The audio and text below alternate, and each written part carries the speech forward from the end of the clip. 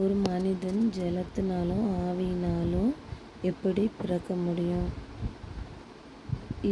எல்லாருமே ஜலத்தினால தான் இந்த உலகத்துக்குள்ளே பிறந்து வராங்க. தாயோட கருவறையில் 10 மாதங்கள் தண்ணீருக்குள்ளே தான் இருந்து ஒரு குழந்தை உருவாக்கப்பட்டு வெளியே வருகிறது.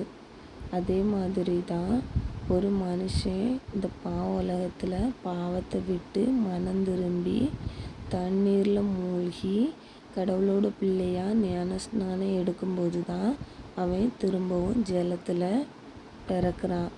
ஜலத்தில் பிறந்ததுக்கப்புறமா அவனுக்கு கொடுக்கப்படுற பரிசுத்த ஆவியானவரை தான் ஜலத்தினாலும் ஆவியினாலும் பிறவாவிட்டால் நாம் ஞானஸ்நானம் எடுக்கும்போது மனதார பாவங்களை விட்டு விலகி ரட்சிப்புக்குள்ளாகி ஞானஸ்நானம் எடுக்கும்போது நமக்கு பரிசுத்த ஆவியானவரை இயேசுவானவர் கொடுக்குறாரு.